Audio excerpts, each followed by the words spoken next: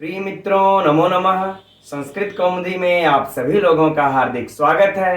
मित्रों, हम लोग यूपीटीजीटी शिक्षक भर्ती 2022 के लिए अध्ययन कर रहे हैं, तैयारी कर रहे हैं और इस समय इसी के पाठ्यक्रम के अनुसार साहित्य से मेघदूतम का अध्ययन चल रहा है और हम लोग पिछली कक्षाओं में इसके 8 श्लोकों तक का अध्ययन कर चुके हैं और अब आज की कक्षा के अध्ययन का प्रारंभ इस 9वें श्लोक से करते हैं। तो आप सभी लोग अपनी नोट्स और अपनी पुस्तक मेघदूतम लेकर के बैठ जाइए मित्रों। चलिए अध्ययन प्रारंभ करते हैं।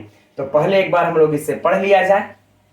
ताम चावश्यम दिवस गणना तत्परामेक पत्नीम अव्यापन्नाम अभिहत गति द्रक्ष्यसि भ्रातृजायाम आशा बंध कुसुम सदृशम प्रायशो हयंगनानाम सद्यः पाति प्रणयी हृदयम विप्रयोगे रुडद्धि।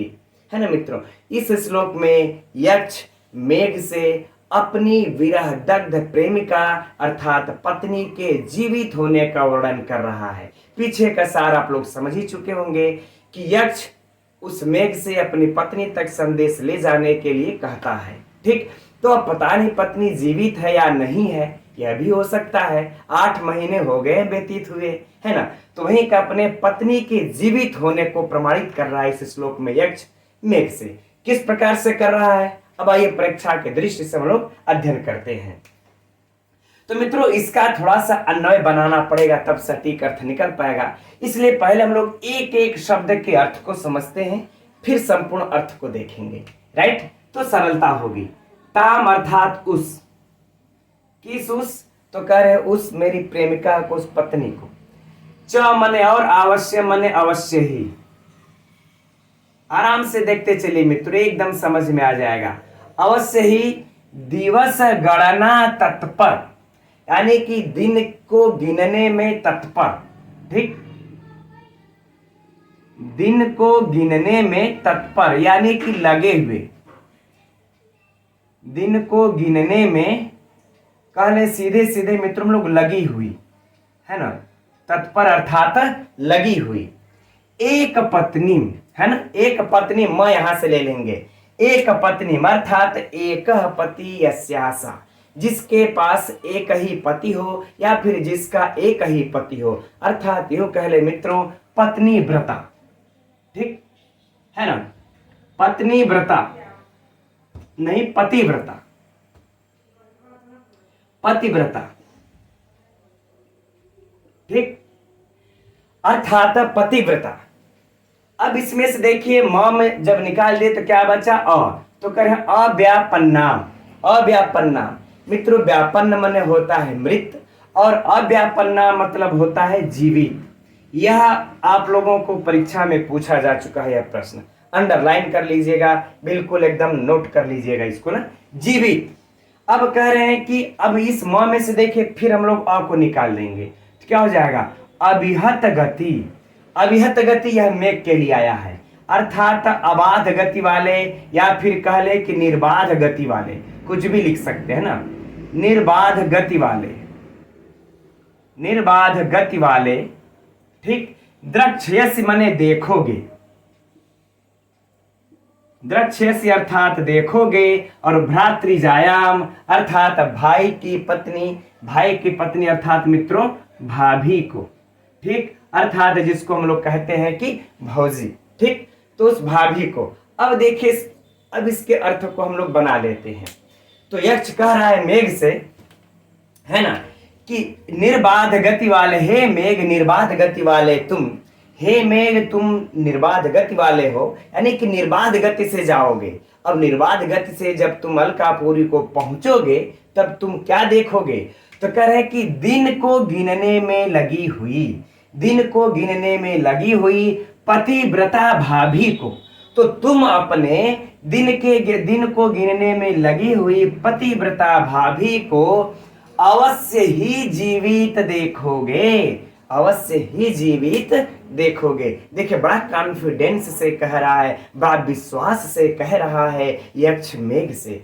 ठीक मित्रों, फिर से इस पंक्ति को सुन लीजिएगा कि हे मेघ निर्बाध गति वाले अर्थात बिना बाधा से, अरे बाधा से रहित गति वाले, जब तुम अलकापुरी को पहुंचोगे तो दिन को गिनने में लगी हुई कि अभी 8 महीना अर्थात 8 तरीके 24 240 दिन हो चुका है, अब इतने दिन और बचा है, इतने दिन के बाद मेरे पति आएंगे। ठीक इस प्रकार से दिन को गिनने में लगी हुई उस पतिव्रता अपने भाभी को अवश्य ही जीवित देखोगे, अवश्य ही जीवित देखोगे। अब देखिए, तो यहां पर मेघ प्रश्न कर सकता है कि बड़ा कॉन्फिडेंस से आप एक महोदय कह रहे हैं कि तुम जाओगे, 8 महीने का दिन व्यतीत हो गया है, वो विरह के दुख से पीड़ित थी, वह मृत भी हो सकती है, लेकिन इतना कॉन्फिडेंस से आप कह रहे हैं कि वो अवश्य ही जीवित होगी, अवश्य ही जीवित देखोगे, कैसे कह सकते हैं? तब इसका कारण बता रहे हैं यहां पर। ठीक, यक्ष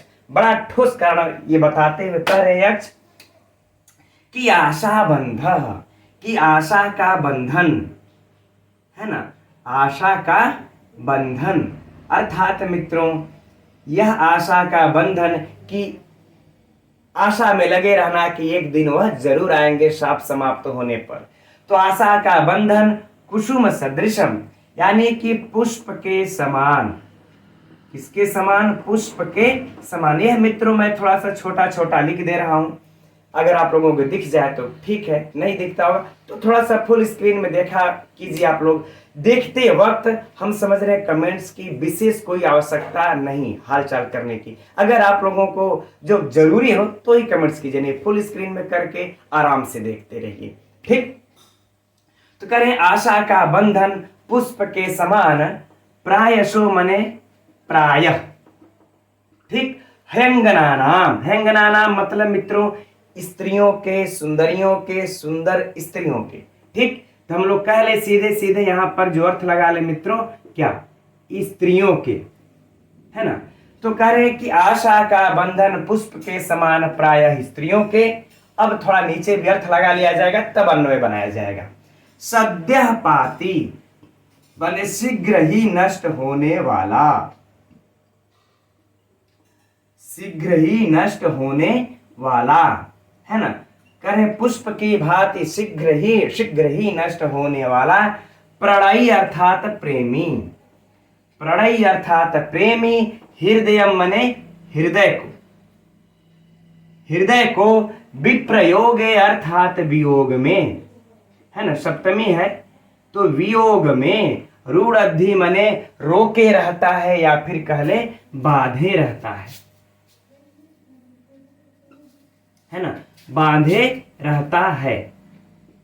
ठीक, अब पूरे अर्थ को इसको समझते हैं। कारण सुन लीजिए कि वह तुम मेरी अपनी भाभी को जीवित ही अवश्य देखोगे। क्यों? कह रहे कि देखो आशा का बंधन जो होता है वह पुष्प के समान शीघ्र ही नष्ट होने वाले प्रेमी हृदय को, स्त्रियों के पुष्प के समान शीघ्र ही नष्ट होने वाले प्रेमी हृदय को वियोग में प्रायः बांधे रहता है, इसलिए वह जीवित ही होगी। अब फिर से मित्रों थोड़ा सा इसके अर्थ को समझ लीजिए, है ना। क्योंकि कह रहे कि आशा का बंधन ही स्त्रियों के पुष्प के समान शीघ्र ही नष्ट होने वाले इस प्रेमी हृदय को वियोग में प्रायः बांधे रहता है ना। आशा का बंधन अर्थात यह आशा लगी हुई है उसको कि एक दिन शाप समाप्ति के पश्चात मेरे पतिदेव घर वापस जरूर आएंगे।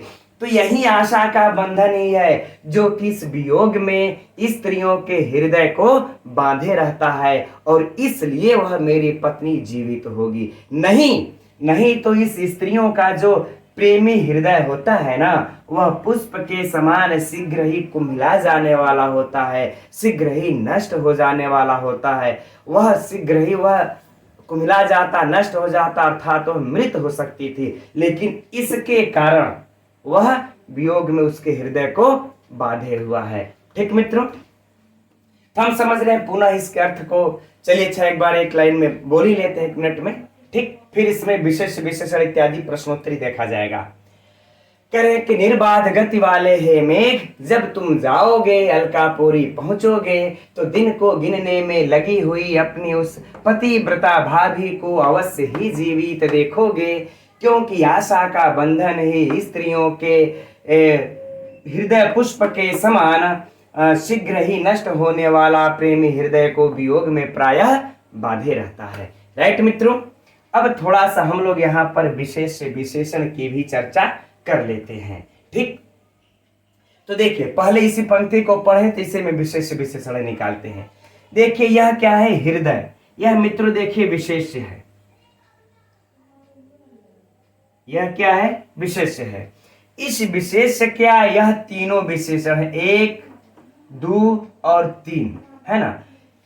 इस स्त्रियों का हृदय कैसा है, फूल के समान है ना। इस हेंगना नाम, इस स्त्रियों का जो हृदय है कैसा है, पुष्प के समान है और शीघ्र ही नष्ट होने वाला है और वह प्रेमी हृदय है। तो मित्रों यह तीनों क्या है, विशेषण है। यह बहुत ही महत्वपूर्ण परीक्षा के लिए कुछ भी पंक्ति को उठा करके पूछा जा सकता है। और याद रहे मित्रों, यह सुक्ति भी है और यह सुक्ति उठा करके पूछा जा चुका है।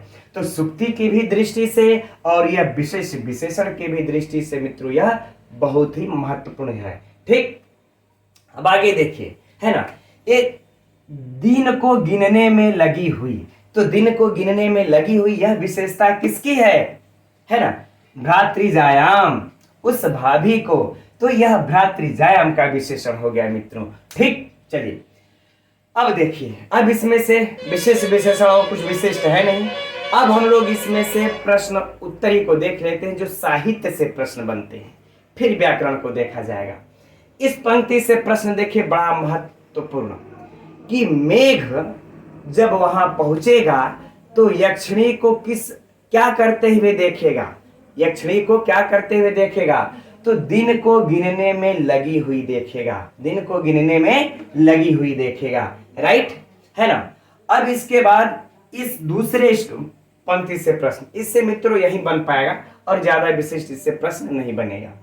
अब इस पंक्ति से प्रश्न कि स्त्रियों के हृदय को वियोग में कौन बांधे रहता है। प्रश्न फिर से सुनिए, स्त्रियों के हेंगना नाम, है ना, हृदय विप्रयोगे रुड़द्धि कह, कौन बांधे रहता है, तो आशा बंध, है ना। एक प्रश्न हो गया उत्तर। अब दूसरा प्रश्न समझिए कि स्त्रियों का, है ना, कि स्त्रियों का हृदय कैसा होता है, तो कुसुम सदृशम, यह भी बता सकते हैं, या फिर सद्यः पाति, शीघ्र नष्ट होने, फूल के पुष्प के समान शीघ्र ही नष्ट होने वाला होता है। ठीक मित्रों, तो ये अब इन्हीं दोनों प्रश्नों को हम लोग पलट देंगे, 2 प्रकार से तो 4 प्रश्न हो जाएंगे। ठीक, तो ये इसके साहित्य से प्रश्न हुआ, है ना। अब इसमें देखिए शब्दार्थ से जो प्रश्नोत्तरी आता है, एक तो भ्रातृजायाम का अर्थ पूछ चुका है, यह भी एकदम भाभी नोट कर लीजिएगा। एक पत्नी का भी यह पूछ चुका है, पतिव्रता शब्दार्थ को यह भी नोट कर लीजिएगा। अव्यापन्नाम तो वेरी वेरी वेरी वेरी महत्वपूर्ण, है ना, एकदम इंपॉर्टेंट। व्यापन्न माने जीवित, और न व्यापन्ना, व्यापन्ना नए तत्पुरुष समास, यहाँ क्या हुआ, जीवित, है ना। अरे व्यापन्न अर्थात मृत, अव्यापन्नम अर्थात जीवित। तो यह मित्रों दोनों पूछा जा सकता है, एकदम नोट कर लीजिएगा, चाहे नोट्स में चाहे यत्र तत्र। फिर अगला देखिए, इस पंक्ति को उठा करके यदि यह पूछ दे कि द्रक्ष, ये अभिहत गति, निर्बाध गति, यह किसके लिए आया है, यक्ष के लिए, यक्षिणी के लिए, मेघ के लिए, कुबेर के लिए, फलाना के लिए, ढिमका के लिए, तो किसके लिए मित्रों यह आया है, मेघ के लिए आया है, यह याद रखिएगा। ठीक, और यह सद्यः पाति, है ना, यह भी शब्दार्थ की दृष्टि से इसको भी नोट कर लीजिएगा। और ठीक, बाकी इतना विशेष नहीं।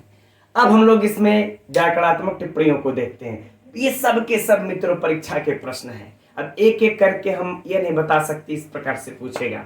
अब हम लोग इसके व्याकरणात्मक टिप्पणियों को देखते हैं।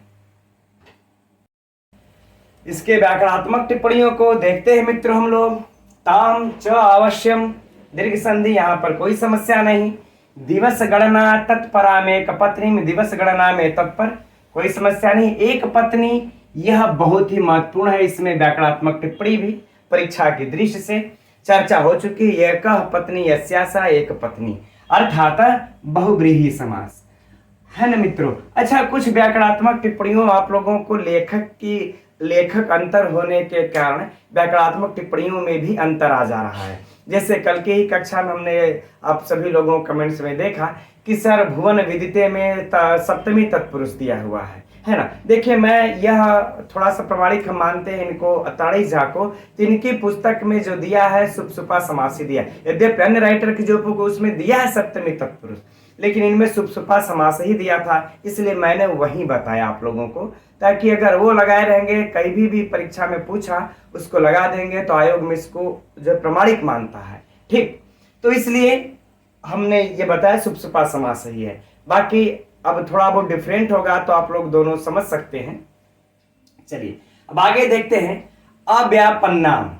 ठीक, बड़ा ही महत्वपूर्ण परीक्षा की दृष्टि से वी उपसर्ग लगा लेते हैं, आ उपसर्ग लगा लिया जाए, इसके बाद पद धातु से कट प्रत्यय लगा करके मित्रों क्या बना लेंगे हम लोग, व्यापन्ना, है ना, व्यापन्ना।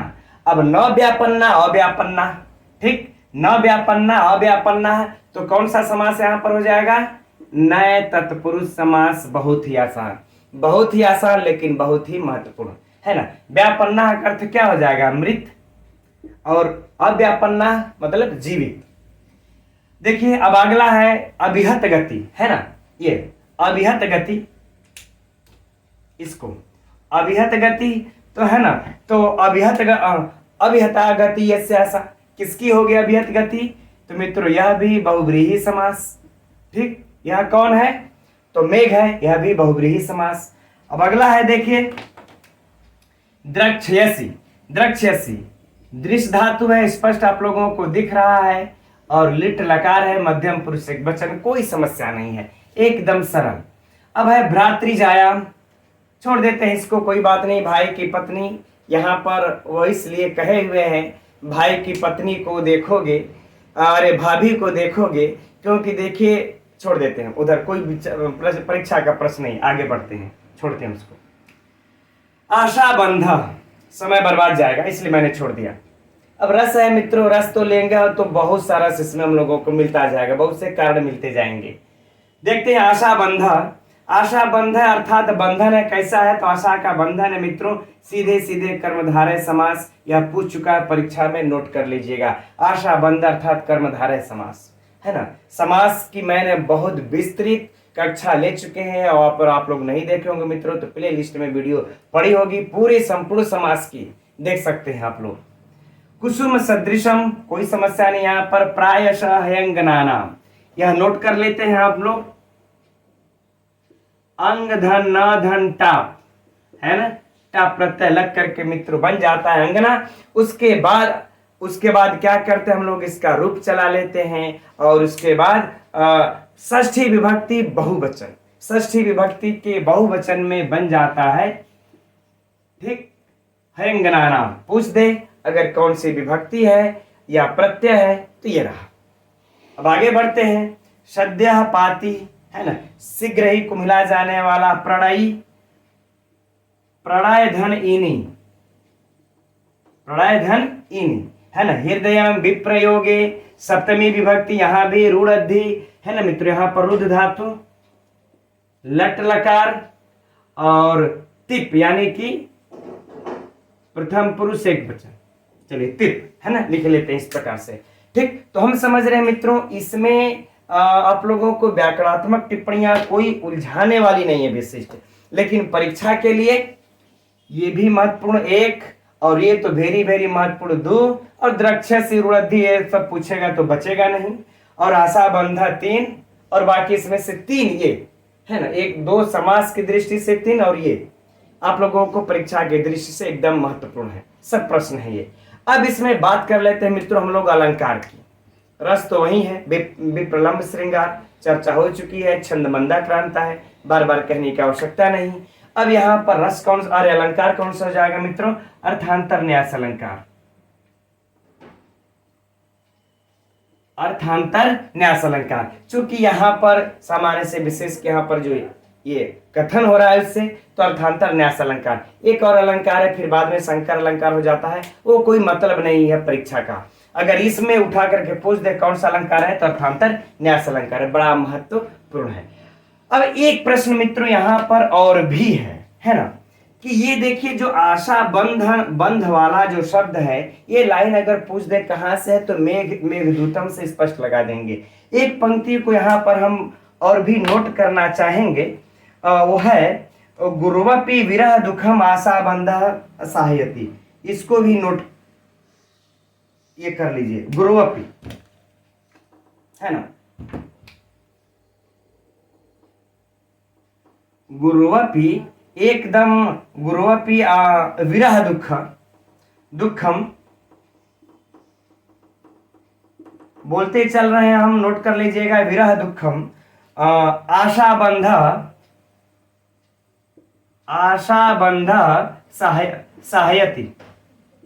ठीक है, यह बात, यह देखिए यहां पर भी आशा बंध आया हुआ, मैं इसलिए इंगित कर रहा हूं क्योंकि यह विज्ञान शाकुंतलम की उक्ति है, कालिदास की ही रचना है। लेकिन गुरुवपि अगर आ जाए विरह दुखम आशा बंध, तो याद रख लीजिए यह विज्ञान शाकुंतलम की उक्ति है, सूक्ति है। ऐसा ना हो कि आशा बंध देख करके आप लोग मित्रों मेघदूतम को मार दें, है ना। तो ये चीज आशा बंध वाला गुरुवपि अगर आ जाए तो विज्ञान शाकुंतलम में याद रख लेना है, और अगर आशा बंध के साथ फूल आ जाए तो फिर ये मेघदूतम है।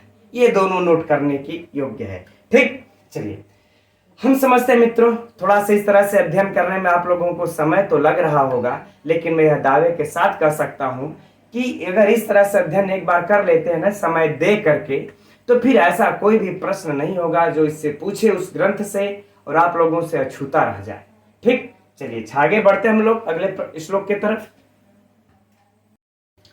तो देखते हैं मित्रों हम लोग अभी इस अगले श्लोक को, 10वें को एक बार इसको पढ़ लेते हैं। मंदम मंदम नुदति पवनश्चानुकूलो यथा त्वां वामश्चायं नदति मधुरं चातकस्ते सगन्धः गर्भाधानक्षण परिचयात् नूनमाबद्धमालाः सेविष्यन्ते नयन शुभगम खे भवन्तं बलाकाः। मित्रों इस श्लोक में यक्ष मेघ से उसके यात्रा के लिए शुभ शकुनों का वर्णन कर रहा है कि यह देखो यह तुम्हारे यात्रा के लिए शुभ है, शगुन है। ठीक, तो देखते हैं क्या शुभ है। तो मंदम मंदम अर्थात धीरे धीरे, राइट, अर्थात धीरे धीरे, नुदत माने प्रेरित कर रहा है। मित्रों यह परीक्षा के लिए बहुत ही महत्वपूर्ण है, पूछा जा चुका है ना। चलिए बाकी चर्चा बाद में, अभी अर्थ पर ध्यान दे देते हैं। करे धीरे धीरे प्रेरित कर रहा है, मेघ तुमको धीरे धीरे प्रेरित कर रहा है। कौन प्रेरित कर रहा है? पवन, पवन अर्थात हवा, हवा तुमको धीरे धीरे प्रेरित कर रहा है। और वो भी कैसी हवा? अनुकूलो, यानी कि तुम्हारे अनुकूल, है ना।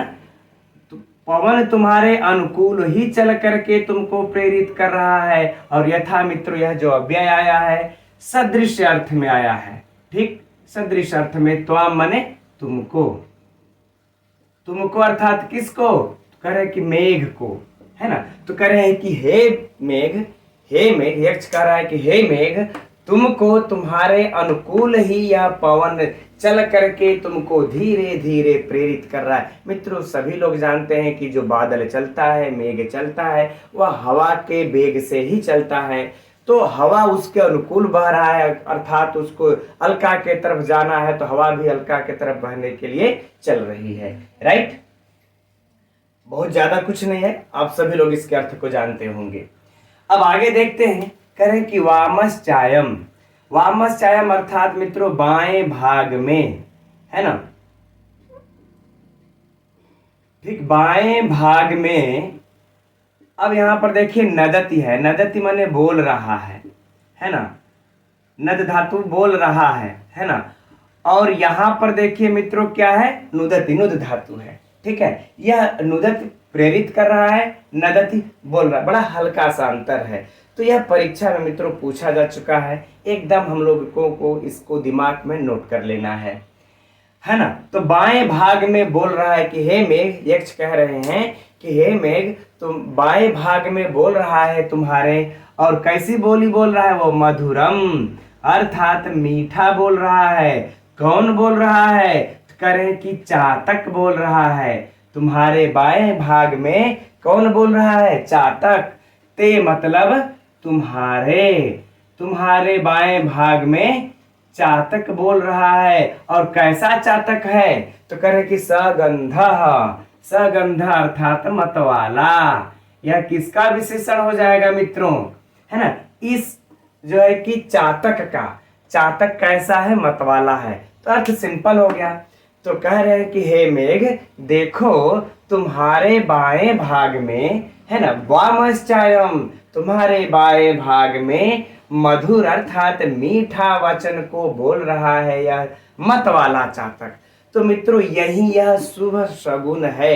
दोनों शुभ शगुन है ना, कि हम लोग जिस आजकल तो भाई 4 व्हीलर से चल रहे हैं, कोई उस तरीके का शुभ शगुन की, इस हवा जैसे शुभ शगुन की कोई बात नहीं है। लेकिन पहले लोग पैदल चला करते थे, साइकिल से चला करते थे।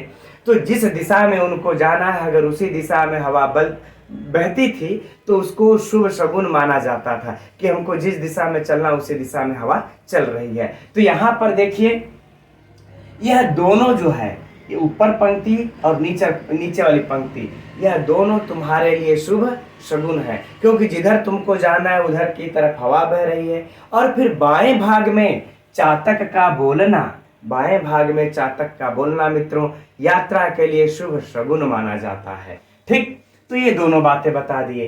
अब आगे कह रहे हैं कि गर्भाधान क्षण परिचयात, यानी कि गर्भधारण के उत्सव से परिचयात माने अभ्यस्त।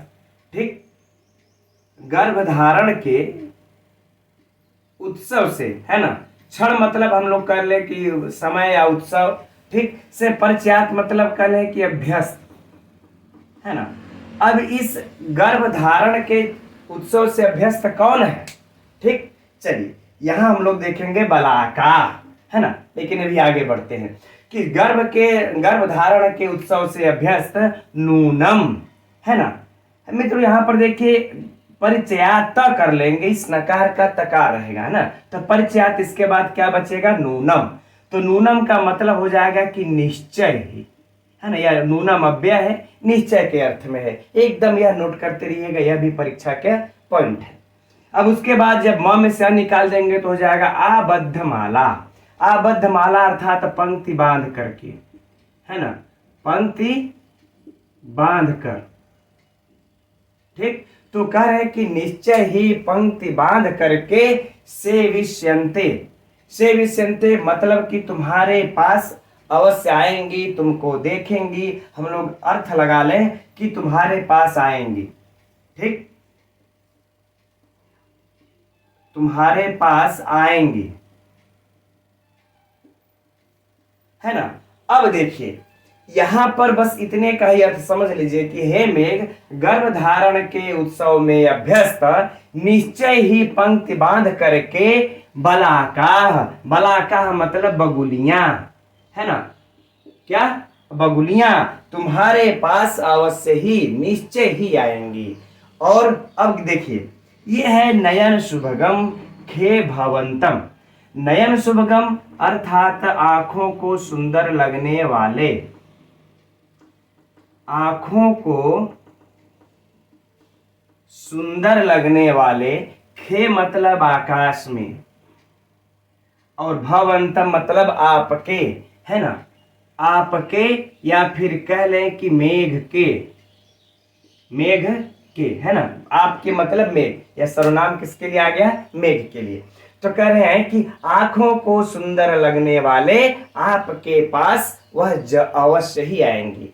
अब मित्रों यहां पर मैं आप लोगों को क्लियर कर देना चाहूंगा कि ये नयन शुभगम है, आपको आंखों को सुंदर लग, तो यह इनके लिए मत समझिएगा आप लोग। यह जो है यह इसका विशेषण है। ठीक, यह विशेषण है किसका? इस भवंतम का, यह विशेष्य है, यह याद कर लीजिएगा। अब जब यह विशेष विशेषण छांट लेंगे ना, तो इस पंक्ति का आप लोगों को अर्थ एकदम क्लियर हो जाएगा। ठीक, अब समझाते हैं इस प्रकार से। जब देखिए मेघ जब आकाश मार्ग में जाता है तो वह मेघ आंखों को सुंदर लगने वाला होता है। तो वही कह रहे हैं कि आंखों को सुंदर लगने वाले आपके पास, यानी जो मेघ है, तुम तो आंखों को सुंदर लगने वाले हो, तो आकाश में आंखों को सुंदर लगने वाले हे मेघ तुम्हारे पास गर्भधारण के समय उत्सव में अभ्यस्त निश्चय ही पंक्ति बांध करके ये जो बगुलियां हैं तुम्हारे पास आएंगी। अब बातें समझ में आ गया ना। जैसे ही तुम आकाश में छाओगे, आंखों को सुंदर लगोगे, वैसे ही जो गर्भधारण के उत्सव में अभ्यस्त ये बगुलियां होती हैं पंक्ति बांध करके तुम्हारे पास निश्चय ही आएंगी। राइट, चलिए, है ना। अब एक बार पूरे अर्थ को बोल समझ लेते हैं, देख लेते हैं एक बार फिर से। कह रहे कि हे मेघ, देखो यह हवा धीरे धीरे चल करके तुम्हारे अनुकूल बह करके तुमको प्रेरित कर रहा है, और तुम्हारे बाएं भाग में भी यह चातक मीठा बोली को, मत वाला चातक मीठे शब्दों को बोल रहा है, और यह आंखों को सुंदर लगने वाले आकाश में गर्भधारण के उत्सव में अभ्यस्त निश्चय ही पंक्ति बांध करके ये सब बगुलियां तुम्हारे पास आएंगी। राइट, ठीक। अब मित्रों इसमें देखिए, यह भी विशेषण है। सगंधा मतलब क्या है? यह विशेषण। पहले विशेष से विशेषण छाट लेते हैं। किसका है? इस चातक का है। चातक क्या है? विशेष। ठीक। मधुरम, यह भी क्या है? विशेषण है ना। किसका विशेषण? इस नदति का विशेषण है ना। बाकी ठीक। अब इसमें से देखिए, हम लोग साहित्य में से जो प्रश्न निकलते हैं उसकी बातें कर लेते हैं। पहली पंक्ति से। ठीक, ये तो शब्दार्थ का हो गया, यह तो परीक्षा के लिए महत्वपूर्ण है, एकदम याद कर लेना है। अब इसके बाद दूसरी पंक्ति से देखिए प्रश्न कि चातक मेघ के किस भाग में बोल रहा है। प्रश्न को समझिएगा। चातक मेघ के किस भाग में बोल रहा है? दाएं, बाएं, ऊपर, नीचे। तो कौन से भाग में बोल रहा है मित्रों? बाएं भाग में। या फिर इस प्रकार से पूछे कि मेघ के शुभ शकुन के समय कौन सा पक्षी बोल रहा है? तो चातक पक्षी बोल रहा है। या फिर इस प्रकार से पूछे कि मेघ के बाएं भाग में कौन सा पक्षी बोल रहा था? तो चातक पक्षी बोल रहा था। राइट, इस प्रकार से मित्रों ये बहुत बहुत परीक्षा का महत्वपूर्ण प्रश्न है। हमारे विचार से पूछा भी जा चुका होगा, है ना। याद नहीं है मुझे स्मरण। ठीक। अब गर्भधारण के उत्सव में अभ्यस्त कौन है? गर्भाधान अक्षर परिचयात कह, तो बलाका, है ना। अब इसके बाद कह रहे कि जब तुम आंखों को, अरे जब मेघ आकाश में होगा तो उसको पंक्तियां बांध करके उसके पास कौन जाएंगी? फिर से समझिए, मेघ के पास पंक्तियां बांध करके कौन जाएंगी? तो ये बगुलियां जाएंगी। ठीक मित्रों, तो हम समझते हैं साहित्य में से इससे बाहर से प्रश्न नहीं आएगा। ठीक। अब हम लोग इसके व्याकरणात्मक टिप्पणियों को देख लेते हैं। इसके व्याकरणात्मक टिप्पणियों में मित्रों कुछ विशिष्ट है नहीं, बस एक दो हैं, हल्का फुल्का देख लेते, लेकिन महत्वपूर्ण है। ठीक। मंदम मंदम अर्थात धीरे धीरे, तो यहाँ पर द्वित्व हुआ है मित्रों। तो यह परीक्षा में पूछा जा सकता है किस अर्थ में द्वित्व हुआ है, तो एकदम नोट कर लीजिए, विप्सा के अर्थ में द्वित्व हुआ है। राइट। नुदति, नुद धातु है ना, लट लकार है, एकदम स्पष्ट है, प्रेरित कर रहा है। पहले भी हमने अभी जस्ट कहा। तो यह भी महत्वपूर्ण परीक्षा के लिए, यह भी महत्वपूर्ण। दो प्रश्न तैयार। पवनस च अनुकूलो च अनुकूलो, कोई समस्या नहीं। यहाँ पर दीर्घ संधि मित्रों, यथा जो है क्या है? अव्यय है। पूछ दिया जाए कि यथा पर यहाँ पर क्या है? तो अव्यय है। किस अर्थ में है? तो सदृश अर्थ में है। राइट, पहले भी बताया हमने, है ना। आगे देखते हैं, वामस चायम च अयम, यह चातक। ठीक, बाएं भाग में नदति मने बोल रहा है। नदति मने बोल रहा है, यही हमने कहा। नुदति नदति एकदम महत्वपूर्ण है। पंक्ति ही उठा करके रख देगा और फिर बोल देगा, या फिर ऐसे देखे ना, नुदति दे दे।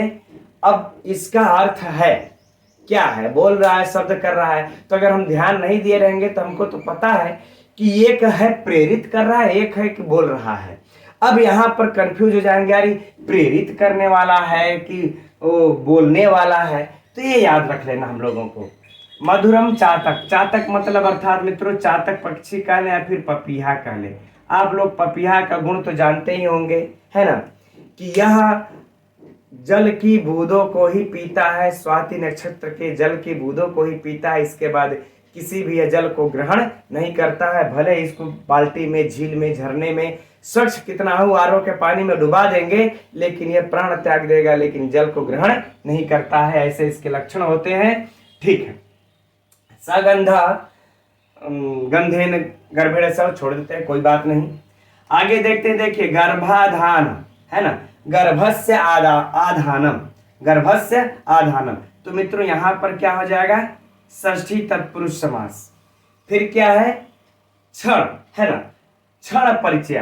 तो अब करें कि उसके क्षण यानी कि उस समय, तो मित्रों यहां पर क्या हो जाएगा, कर्मधारय समास। और तस्मिन परिचय, उससे परिचित, तो क्या हो जाएगा यहाँ पे सुप्सुपा समास। ठीक, सुप्सुपा समास। तो इतना लंबा हो जा रहा है कि इसमें पूछेगा नहीं, एकदम निश्चिंत रहिएगा।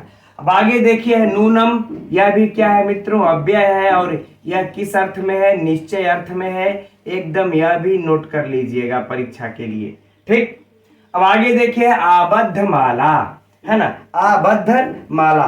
ठीक, यानी कि आबद्ध माला, या भी यानी कि बहुव्रीहि समास। कौन सा समास मित्रों, बहुव्रीहि समास, इसको भी नोट कर लेना है।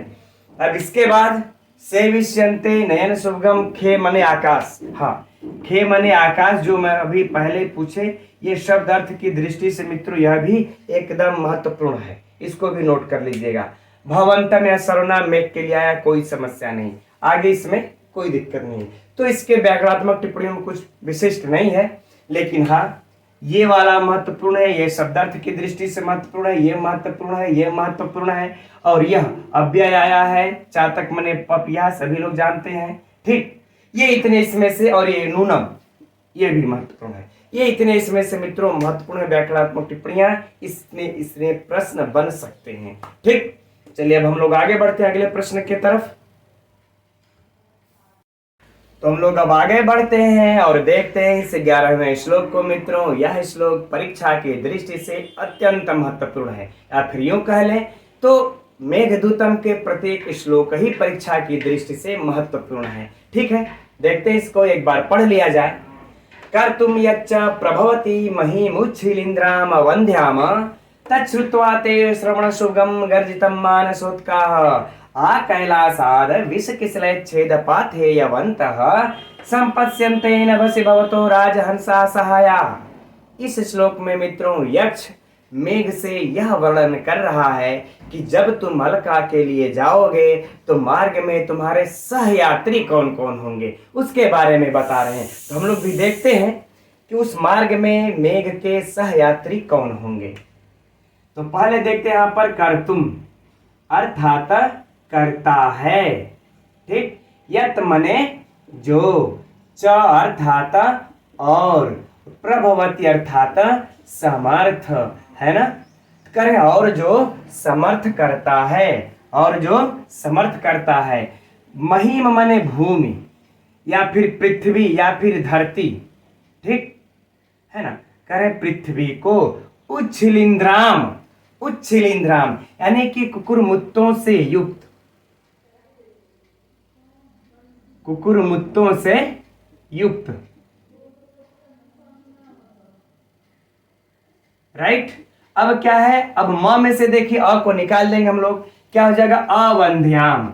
अवंध्याम अर्थात, वंध्याम का मतलब होता है मित्रों की बांझ, ऊसर, जो पैदा करने में समर्थ ना हो, और अवंध्याम जो बांझ ना हो, ऊसर ना हो, अर्थात उपजाऊ। ठीक, तो कह रहे हैं कि जो पृथ्वी को कुकुरमुत्तों से युक्त, ठीक हो गया ना, कि और जो पृथ्वी को कुकुरमुत्तों से युक्त और उपजाऊ बनाने में या करने में समर्थ करता है, यानी उपजाऊ बनाने में समर्थ है, करता है को अगर बल्कि हम लोग बल्कि बनाने में अगर कर लेंगे तो सटीक अर्थ बैठ जाएगा। अब देख लेते हैं, ठीक है ना, कि जो पृथ्वी को कुकुरमुत्तों से युक्त और उपजाऊ बनाने में समर्थ है। हो गया, राइट है ना। अब मित्रों देखिए यहाँ पर कुकुरमुत्तों से युक्त उपजाऊ का अर्थ यहाँ पर यह होगा, देखिए जो कुकुरमुत्ता होते हैं या जो है कि जिस भूमि पर उग जाते हैं ना, वह भूमि अत्यधिक उपजाऊ हो जाती है। वहां पर कुछ भी आप साग सब्जी लगा देंगे, पेड़ पौधे जो भी, तो वह बड़ा सही विकास करते हैं, वह उपजाऊ हो जाती है। और यह सफेद सफेद होते हैं, छाते के आकार के छोटे छोटे होते हैं, ठीक है।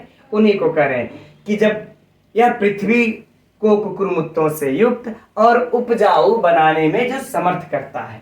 अब आगे देखते हैं, करें तत श्रुत्वा, तत् मतलब वह, श्रुत्वा मने सुनकर,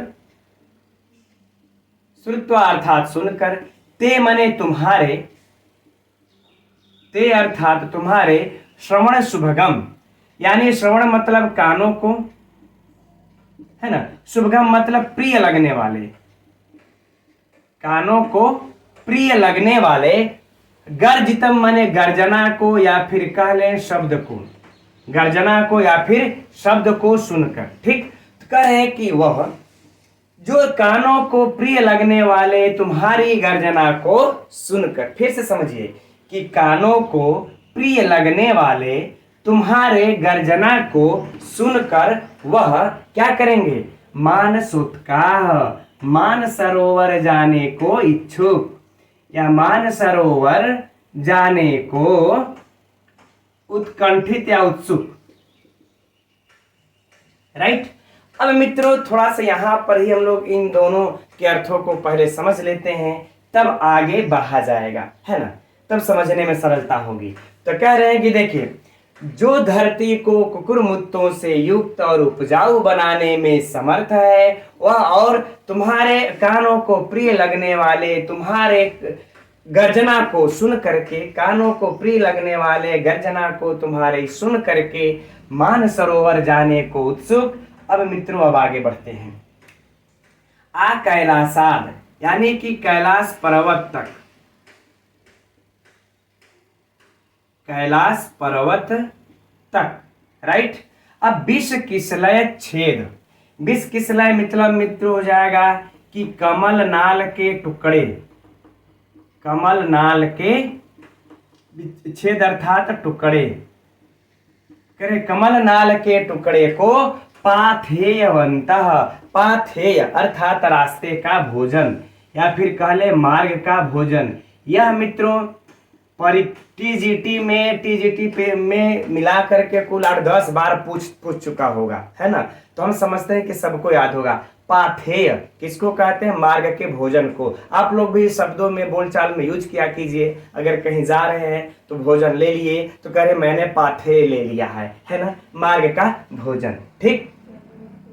आगे बढ़ते हैं अब, संपत्स्यन्ते मतलब होंगे, संपत्स्यन्ते होंगे, नभस्य अर्थात आकाश में, है ना, आकाशे अर्थात आकाश में, भवतो अर्थात आपके, राइट। राजहंसा अर्थात राजहंस, या राजहंस किसको कहते हैं मित्रों, जिनके चोंच लाल होते हैं और पंजे भी, पैर भी देखेंगे तो लाल होते हैं, बड़े बड़े होते हैं, उनको राजहंस कहते हैं। तो कह रहे वह राजहंस सहाया अर्थात करें कि सहायक होंगे, क्या होंगे, सहायक होंगे। अब इसके अर्थ को मित्रों समझने से पहले थोड़ी सी इन बातों को अगर समझ लेंगे हम लोग तो सरलता होगी इसके अर्थ को, भाव को समझने में। देखिए मित्रों, जो राजहंस होते हैं, यह राजहंस बड़े ही निर्मल साफ स्वच्छ जल में रहने वाले होते हैं, और इनका भोजन क्या होता है, जो कमल होता है, कमल का जो डंठल होता है, इसी डंठल को दबा करके चोंच से इसके अंदर के दूध को पीते हैं, यही इनका भोजन होता है। तो जैसे ही जब बादल बारिश का मौसम आता है इस एरिया में, है ना, दक्षिण भारत या कह लें या फिर मध्य भारत के लगभग में, जब बारिश का जब मौसम आता है, जब बादल उमड़ने घुमड़ने लगते हैं, तो इस स्थिति में क्या होता है कि सभी नदियों के, झरनों के, झील के, सरोवर के, तालाब के पानी क्या हो जाते हैं, गंदा हो जाते हैं। तो गंदा हो जाते हैं तो राजहंस कभी भी गंदे पानी में रहना पसंद नहीं करते हैं, इसलिए यह सब क्या करते हैं कि यह तुरंत क्या करते हैं, वहां पर जो सरोवर में कमल नाल होते हैं उनको अपना टुकड़ा करके चोंच में दबा लेंगे कि रास्ते में भूख लगेगी तो इसको खा लेंगे, ठीक। और ये फिर सभी के सभी वह राजहंस झुंड बना करके उड़ जाते हैं। कहाँ के लिए? मान सरोवर के लिए। मानसोत्काह, मान सरोवर के लिए उड़ करके चले जाते हैं, क्योंकि मान सरोवर की मित्रों खासियत है, कहा जाता है कैलाश पर्वत पर स्थित है, हिमालय के, है ना। और वहां पर बारिश के भी मौसम में इसका पानी गंदा नहीं होता है, इसलिए ये सब यहाँ से छोड़ करके मानसरोवर को उड़ करके चल देते हैं। तो चल देते हैं तो मानसरोवर बड़ा दूर है, रास्ते में कुछ भोजन पानी चाहिए ना, तो इसीलिए कहे पाथेयवन्तः, मार्ग में मार्ग का भोजन ले लेते हैं। और मार्ग के भोजन में क्या ले लेते हैं? कमल नाल के टुकड़े ले लेते हैं। तो जब वही बात यहाँ पर कह रहे हैं कि जैसे ही तुम आकाश में छाओगे और कानों को प्रिय लगने वाले तुम्हारे गर्जना को सुन करके तुरंत ये राजहंस क्या हो जाएंगे? मानसरोवर जाने को उत्सुक हो जाएंगे। और जब मानसरोवर जाने को उत्सुक होंगे तो वह कमल नाल के टुकड़े को मार्ग का भोजन ले करके आकाश मार्ग में आपके कैलाश पर्वत तक साथी यानी कि सहायक होंगे। क्या होंगे? कैलाश पर्वत तक सहायक होंगे। थोड़ा सा मित्रों इसका अन्वय बनाना पड़ेगा ना, तब यहां पर हो जाएगा। ठीक, अब संपूर्ण अर्थ को सुन लेते हैं एक बार पुनः से, है ना, कि जो पृथ्वी को कुकुरमुत्तों से युक्त और उपजाऊ बनाने में समर्थ होता है, और जो तुम्हारे कानों को प्रिय लगने वाले तुम्हारे इस गर्जना को सुन करके मानसरोवर जाने को उत्सुक जो राजहंस होंगे, कमल नाल के टुकड़े को मार्ग का भोजन के रूप में लिए हुए आकाश मार्ग में आपके कैलाश पर्वत तक सहायक होंगे। कहाँ तक सहायक होंगे? कैलाश पर्वत तक सहायक होंगे। ठीक मित्रों, अब हम लोग इसमें पहले साहित्य से जो प्रश्न पूछा जा चुका उसकी चर्चा करते हैं। ठीक, पहले तो देखिए यही पाथे मतलब मार्ग का भोजन, वेरी वेरी इंपॉर्टेंट, एकदम नोट कर लीजिएगा। अब इसमें से पहले यहीं पर देखते हैं, अगर यह प्रश्न पूछा जाए कि मेघ के जो सहयात्री राजहंस हैं वह कहाँ तक उसके मार्ग में सहायक होंगे? फिर से सुनिएगा प्रश्न को। मेघ के जो सहयात्री कौन है? पहला तो प्रश्न नहीं हो जाएगा, मेघ के सहयात्री कौन होंगे? अलका तक जाने के लिए, अलका जाने के लिए तो कौन होंगे? राजहंस होंगे। अब अगला प्रश्न कि मेघ को अलका तक जाने के लिए जो राजहंस सहायक होंगे वह कहाँ तक इनके सहायक होंगे? तो कैलाश पर्वत तक। ऑप्शन दे देगा, क्या रहेगा ऑप्शन? मानसरोवर तक, कैलाश तक, अलका तक, या फिर सभी तक, है ना।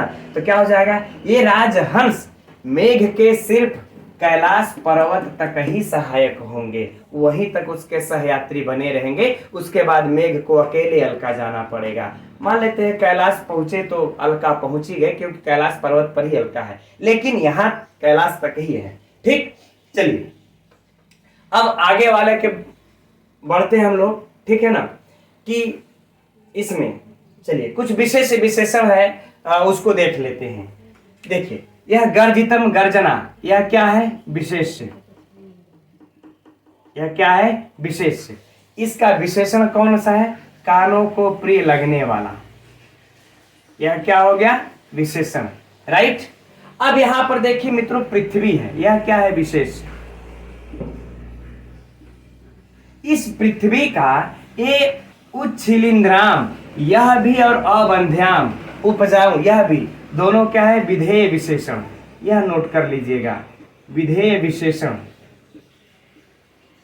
यह भी है और यह भी विधेय विशेषण है ना। एकदम नोट कर लीजिएगा, दोनों बहुत महत्वपूर्ण पंक्ति है, परीक्षा में उठा करके पूछ देगा, है ना, कि महीम किसका विशेष है या फिर उच्च, ये अबंध्याम किसका विधेय विशेषण है? इस महीम का विधेय विशेषण है, राइट।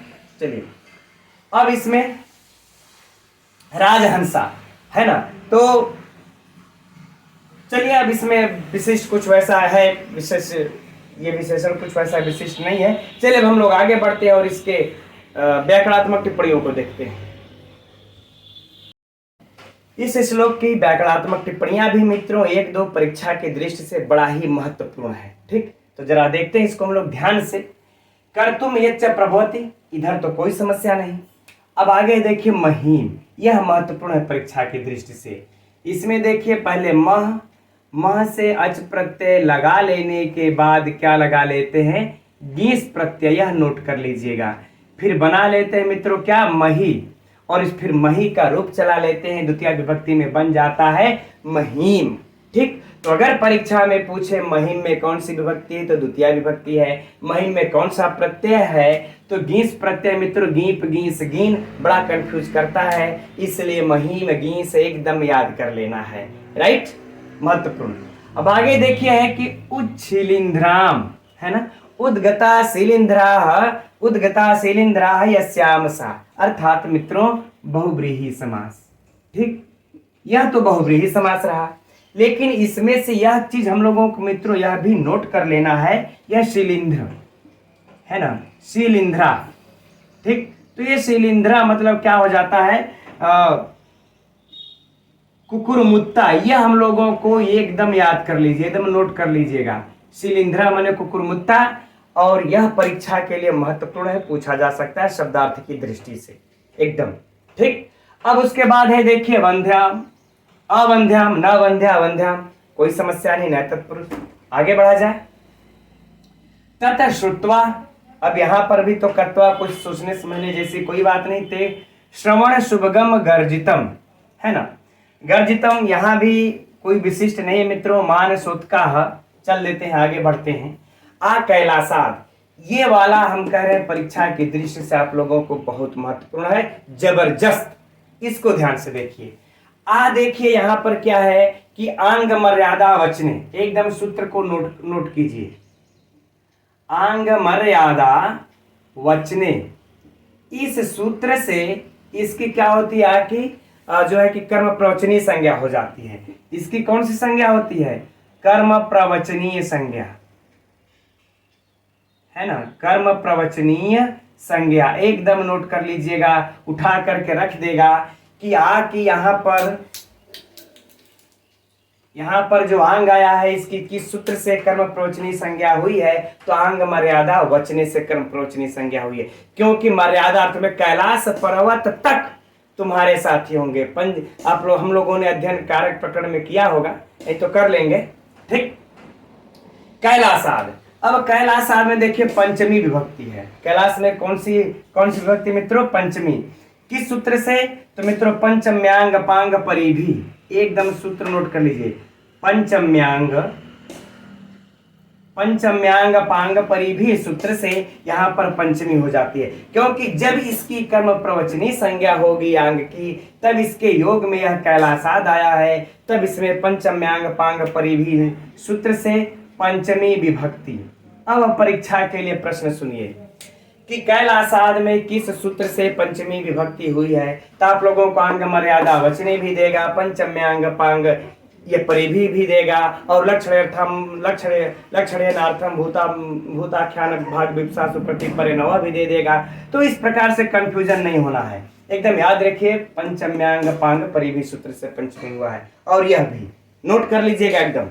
अब आगे बढ़ा जाए, करें कि विष किसलय छेद पाथेयवंतः, ये पाथेय, फिर पाथेय को हम लोग पकड़ते हैं मित्रों, यह पाथेय बड़ा ही महत्वपूर्ण है ना। इसमें देखिए पथिन शब्द से कौन सा प्रत्यय लगा हुआ है, पथिन शब्द से ढय प्रत्यय। ठीक, थोड़ा सा विस्मृत हो गया था, कोई बात नहीं, पथिन शब्द से ढय प्रत्यय लग करके मित्रों बन जाता है पाथेय। ठीक, एकदम याद रख लीजिएगा, पाथेय अर्थात मार्ग का भोजन। तो हो सकता अब तक तो परीक्षा में ही पूछा पाथेय का अर्थ क्या होता है, हो सकता है परीक्षा में यह पूछ दे कि इसमें पाथेय में प्रत्यय कौन सा है, तो ढय प्रत्यय मित्रों एकदम महत्वपूर्ण है, याद रखना है इसको। राइट, चलते हैं, अब आगे बढ़ा जाए। सप्तम्यन्ते नभसी, सप्तमी विभक्ति भवतो राजहंसा सहाय, इधर कोई विशिष्ट वैसी बातें नहीं है जो परीक्षा के लिए महत्वपूर्ण पूछा जाए।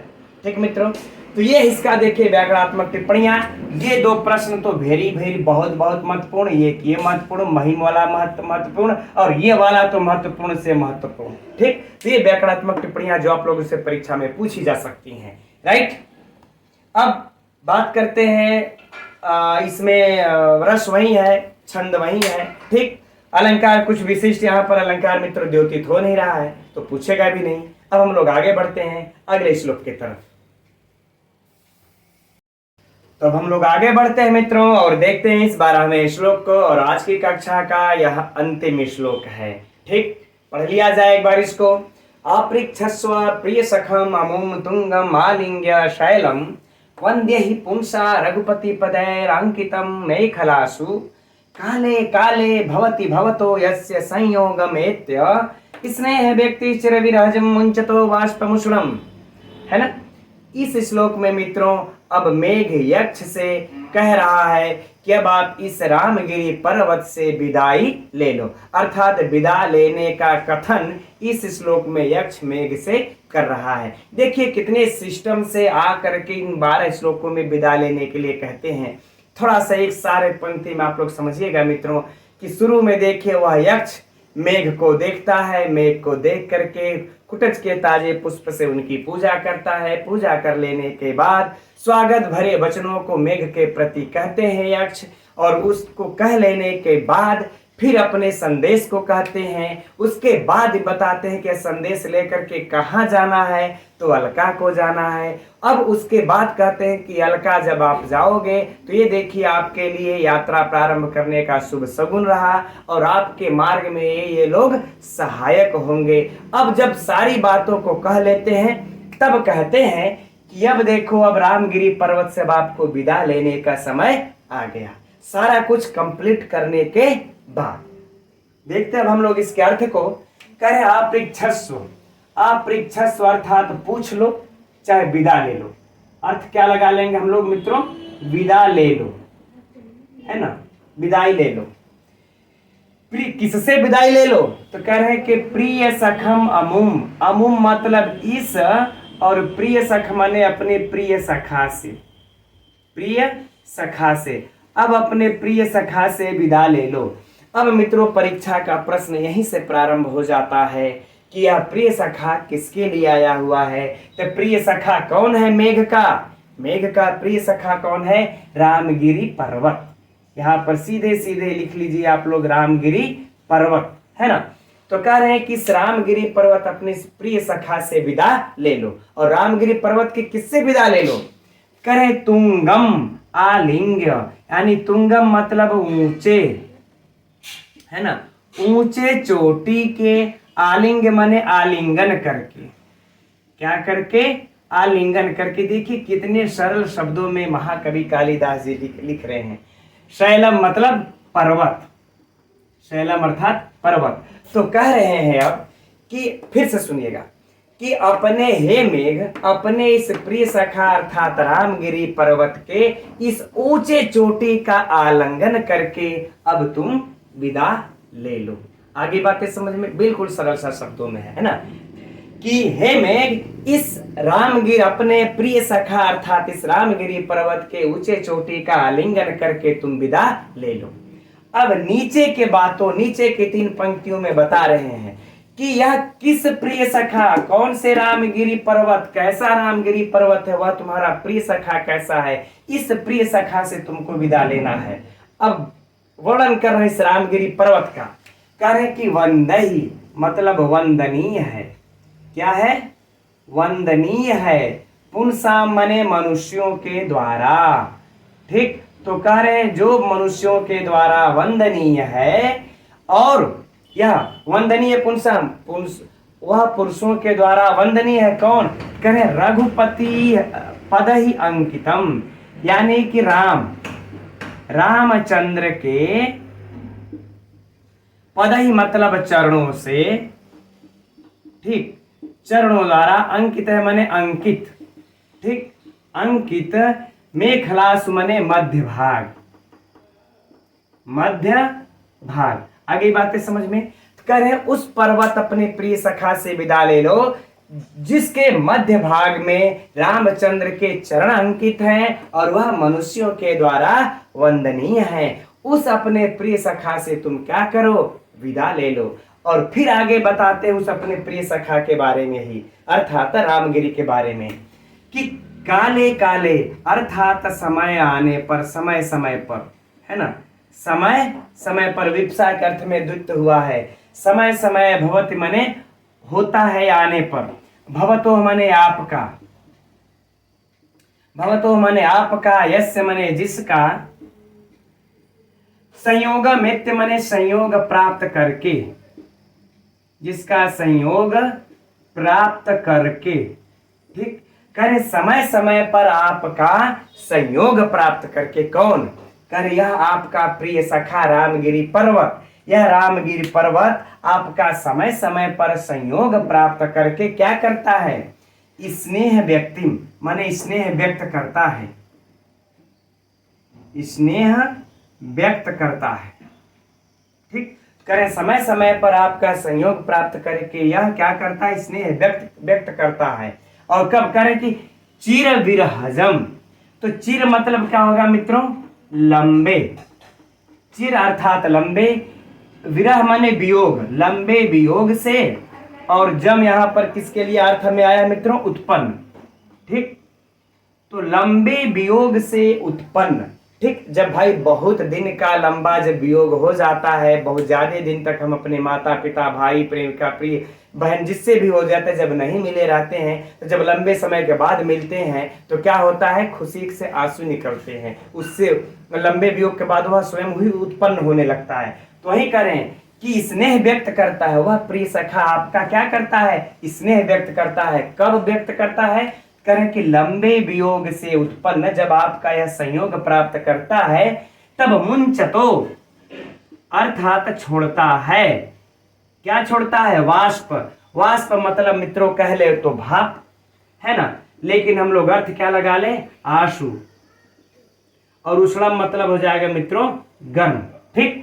तो कह रहे हैं कि यह गर्म भाप को अर्थात आंसू को छोड़ता है। यह तो स्वाभाविक सी बात है मित्रों, जब गर्मी में पर्वत तपे रहते हैं, उसके बाद जब बारिश होती है, पहली बूंदें जब गिरती हैं तो उस पर्वत से गर्म भाप निकलते हैं। इसी को कालिदास जी ने देखिए कि कितना अच्छा इस प्रिय सखा रामगिरी पर्वत को प्रिय सखा बता करके मेघ का कितने अच्छा इस प्रकृति की सुंदरता को इन्होंने काव्य का प्रेम का रूप दिया है काव्य में, कि हे मेघ, ये आपका संयोग प्राप्त करके समय समय पर आपका जब यह संयोग प्राप्त करता है तो लंबे समय के वियोग आपसे इसका हुआ रहता है, और उस लंबे वियोग से उत्पन्न जब अपने इस गर्म भाप को अर्थात आंसू को छोड़ता है, तो यह क्या कर रहा है? अपने इस स्नेह को व्यक्त कर रहा है। इस रामगिरी पर्वत से अपने उस प्रिय सखा से तुम क्या करो? विदा ले लो। यह दो बातें यहां पर बताते हैं, ठीक है मित्रों। फिर से संपूर्ण अर्थ को देख लेते हैं। कहते हैं, यक्ष कह रहे हैं मेघ से कि हे मेघ, अब यहां से हम लोग कर लेते हैं, इसको बाद में ये कर लेंगे। इन पंक्तियों को पहले पढ़ लेते हैं हम पूर्ण अर्थ के लिए, संपूर्ण अर्थ के लिए, कि हे मेघ, रामचंद्र जी के चरणों के द्वारा अंकित जिसका मध्य भाग वंदनीय है पुरुषों के द्वारा, और समय समय पर जो आपका संयोग प्राप्त करके लंबे वियोग से उत्पन्न वह आंसू को छोड़ता है या गर्म भाप को छोड़ करके अपने स्नेह को व्यक्त करता है आपके सामने, उस अपने प्रिय सखा रामगिरी पर्वत के ऊंचे चोटी का आलिंगन करके तुम क्या करो? अपृक्षस्व, विदा ले लो। हो गया बात है मित्रों समझ में? अब देखते हैं इसमें साहित्य से बड़ा भयंकर प्रश्न निकल रहे हैं, उनको चर्चा करते हैं। पहला प्रश्न मित्रों कि प्रिय सखा यह किसके लिए आया है? रामगिरी के लिए आया है। प्रिय सखा कौन है? प्रिय सखा कौन है? यह दे देगा ऑप्शन में। मेघ का प्रिय सखा कौन है? रामगिरी है कि वह जो है कि ये माल देश है कि आम्रकूट है कि नीचे, इस प्रकार से दे देगा ऑप्शन में मित्रों। तो जो इस प्रकार गहराई से नहीं पढ़ा रहेगा ना, बड़ा कंफ्यूजन हो जाएगा इसका प्रिय सखा है कौन मेघ का। तो कौन है मित्रों? रामगिरी पर्वत है, ठीक। दूसरा प्रश्न हो गया। अगला प्रश्न तीसरा कि वह कहां से किसके ऊंचे चोटियों को छू करके विदाई लेता है? तो रामगिरी के ऊंचे चोटी को आलिंगन करके मेघ विदा लेता है। यह तो सब कर लेंगे, सरल सा है एकदम, ठीक। अब अगला प्रश्न कि रामगिरी पर्वत के मध्य में किसके चरण अंकित है? तो रामचंद्र के चरण अंकित है। या फिर प्रश्न को पलट दिया जाए कि रामचंद्र के चरण किसके मध्य भाग में अंकित है? तो रामगिरी पर्वत के मध्य भाग में अंकित है। अगला प्रश्न, ठीक, कि किसका संयोग प्राप्त करके रामगिरी पर्वत आंसू बहाता है? तो मेघ का संयोग प्राप्त करके रामगिरी पर्वत आंसू बहाता है। या फिर मेघ का संयोग प्राप्त करके लंबे समय के बाद वियोग से कौन आंसू बहाता है? तो इसका प्रिय सखा अर्थात रामगिरी पर्वत आंसू बहाता है। ठीक मित्रों, ये सब इसमें से साहित्य से प्रश्न हो जाएंगे। अब हम लोग बढ़ते हैं इसके व्याकरणात्मक टिप्पणी की तरफ। तो देख लेते हैं मित्रों अब इसके हम लोग व्याकरणात्मक टिप्पणियों को फटाफट। वैसे कुछ ज्यादा नहीं, लेकिन जरूर इसमें भी कुछ विशिष्ट है, परीक्षा के पूछे जाने योग्य। ठीक, तो आप परीक्षा पूछेगा तो हल कर लेंगे आप लोग। इसको हम पूर्ण विश्वास है कि इसमें आप लोग गलत नहीं करेंगे। आंग उपसर्ग लगा लीजिए, प्रच्छ धातु लगा लीजिए, फिर लोट लकार है, यूं कह ले तो ठास है। राइट है ना। अब उसके बाद देखिए प्रिय सखा, प्रिय सखम, यह भी नहीं बचेगा आप लोगों से। कौन सा समास है? कर्मधारय समास, बिल्कुल सरल। हाँ, एक चीज अगर पूछेगा तो कुछ लोग कंफ्यूज हो सकते हैं। इसमें प्रिय सखम में कौन सा प्रत्यय लगा है समास में मित्रों? टच प्रत्यय। समासांत कौन सा प्रत्यय लगता है? टच प्रत्यय। किस सूत्र से लगता है? तो राजा हा सखी भेष्टच सूत्र से। ठीक, इस सूत्र से इसमें टच प्रत्यय लगता है। Very simple. वैसे समास में हम लोगों ने बहुत अच्छे से रट करके पढ़ा हुआ है, भूलेगा नहीं। अब आगे तुंगम आलिंग्य शैलम, कोई समस्या नहीं विशेष। वंद्य ही पुंसाम रघुपति पदय अंकिता अंक धनी तच प्रत्यय, कोई समस्या नहीं इधर भी। मेखलासु सप्तमी विभक्ति, कोई समस्या नहीं। काले काले द्वित्व हुआ है विप्सा के अर्थ में। किस अर्थ में? यहाँ पर विप्सा के अर्थ में द्वित्व हुआ है, कोई समस्या नहीं। भवति जानते ही है, भवतः यह भी समझ रहे हैं। यस्य संयोगम एत्य, संयोगम फिर एत्य, म में ए मिल गया, एत्य हो गया, कोई समस्या नहीं। हाँ, स्नेह व्यक्ति, स्नेह का देख लेते हैं मित्रों हम लोग। स्नेह धन घय, स्नेह धन घय प्रत्यय लग करके बन जाता है क्या? स्नेह। क्या बन जाता है? स्नेह। अब इसके बाद देखिए है व्यक्ति, है ना, यह व्यक्ति ही चिरम, तो विसर्ग है यहाँ पर, तो व्यक्ति क्या हो जाएगा? बी उपसर्ग लगाइए, इसके बाद अंच धातु को लगाइए, अंज धातु लगा लीजिए। इसके बाद क्या किया जाए? इसमें कितिन प्रत्यय लगा लेते हैं, ये कितिन प्रत्यय लगा लीजिए और बन जाएगा मित्रों क्या? व्यक्ति। क्या बन जाएगा? व्यक्ति। ठीक, तो इधर रहा स्नेहा, इधर रहा व्यक्ति, इन दोनों का हम क्या कर देंगे अब? समास। तो हो जाएगा स्नेह व्यक्ति। और कौन सा समास हो जाएगा मित्रों? षष्ठी तत्पुरुष समास, स्नेह व्यक्ति। ठीक, अब आगे है देखिए विरहजम, विरहजम है ना, चिर विरहजम, तो चिर विरह, चिर विरह, कोई समस्या नहीं। इसके बाद जन धातु से लगा करके आप लोग ड प्रत्यय लगा लीजिए, विरहजम बन जाएगा, है ना, चिर विरहजम। मुंचतो वाष्पमुषणम, इधर भी कोई समस्या नहीं। इसमें के व्याकरणात्मक टिप्पणी में कुछ खास विशिष्ट नहीं है ना। हाँ, ये वाला प्रश्न है थोड़ा सा महत्वपूर्ण है एग्जाम के लिए, और बाकी उतना कोई महत्वपूर्ण नहीं है। 13 मित्रों इस श्लोक के, हाँ, साहित्य से इसमें जबरदस्त प्रश्न है, पूछ चुका है और पूछेगा भी। तो मित्रों आज की कक्षा में यहीं तक, इतना ही तक रहने देते हैं। हम लोग कल मिलते हैं ठीक इसी समय 7:30 बजे। अच्छा, कुछ हमारी बहनें हैं कह रही थी सर इसका काउंट करना अक्षर का, अब बता दीजिए इसमें छंद किस तरह लगाएंगे। चलिए उसको कल की कक्षा में पहले ही श्लोक में हम ये बता देंगे। तब तक के लिए मित्रों नमो नमः।